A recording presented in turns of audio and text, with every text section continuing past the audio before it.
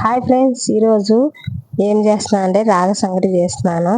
రాగ సంగటికి కావాల్సినవి బియ్యము, రాగిపిండి చూపిస్తాను చూడండి. రాగిపిండి స్టోర్ చేసి పెట్టుకున్నాను. మీకు ఈరోజు కుక్కర్లో చేసి చూపిస్తున్నాను. ఒక ½ ముందు స్టోర్లో వస్తారు కదా తడ్డు బియ్యం, ఆ బియ్యం కడిగి పెట్టుకున్నాను, నానబెట్టుకున్నాను. అవి కుక్కర్లో వేసుకుంటున్నాను చూడండి. చాలా మంచిగా వస్తుంది ఫ్రెండ్, చాలా మంచిది కూడా తింటే. చూడండి, కొంచెం ఉప్పు వేసుకోవాలి. బియ్యంలో బియ్యం కడిగి పెట్టుకున్నాం కదా, ఆ నీళ్లు కూడా వేసేసుకుంటున్నాను. ఒక గ్లాస్ నీళ్ళ ఒక గ్లాస్ బియ్యంకు 2 గ్లాసులు వాటర్ వేసుకోవాలి. అలా నేను గ్యాస్ ముట్టించుకుంటున్నాను చూడండి. ఇప్పుడు మూత వేసుకొని 5-6 విజిల్స్ రావాలి. 5-6 విజిల్స్ వచ్చాక చూపించాను చూడండి. చాలా టేస్టీగా ఉంటుంది రాగ సంగటి, నాటుకోడి పులుసు ఈరోజు మాది. చూపిస్తాను. ఇప్పుడు ఒక గిన్నె తీసుకొని, నా స్టైల్లో నేను చూపిస్తున్నాను మీకు ఈరోజు. ఒక గిన్నెలో రాగపిండి 4-5 స్పూన్లు వేసుకోండి. నేను 4 స్పూన్లు వేసుకున్నాను. దాంట్లో కొంచెం వేడి వాటర్ అయినా చల్ల వాటర్ అయినా వేసుకొని పిండి మంచిగా కలిపెట్టుకోండి. కొంతమందికి ఉంటలు పడతాయి కదా, అలా ఉంటలు కట్టకుండా ఇలా డైరెక్ట్గా పోసుకుంటే పిండి బాగుంటుంది. ఈ బియ్యంలో ఉడుకుతుంది అన్నంలో ఈ వాటర్ వేసుకుంటే గుంట కట్టకుండా మంచిగా వస్తుంది.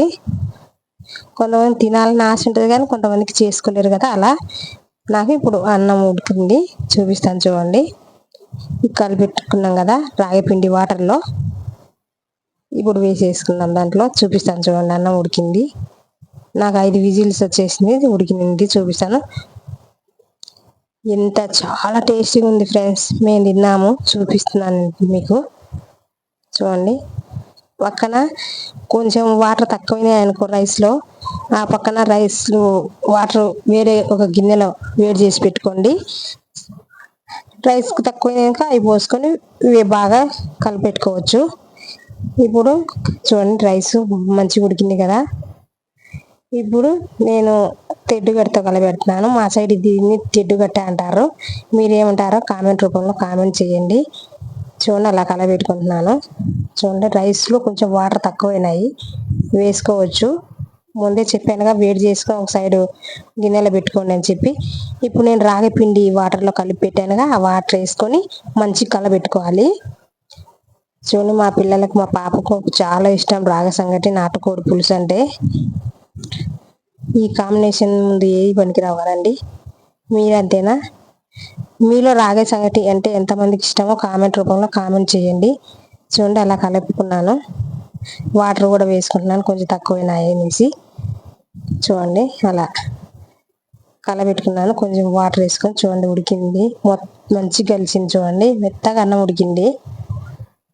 చూడండి, అలా కలబెట్టుకొని చేసుకోవాలి మంచిగా. చూడండి, ఎంత కలర్ఫుల్గా, ఎంత బాగుంది కదండి. చూస్తుంటే నోరు ఊరిపోతుంది, ఎప్పుడెప్పుడు తినాలనిపిస్తుంది.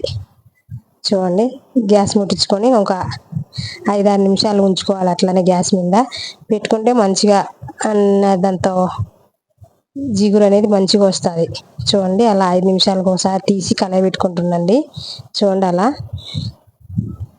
చూడండి, మళ్ళీ కలబెట్టుకుంటున్నాను.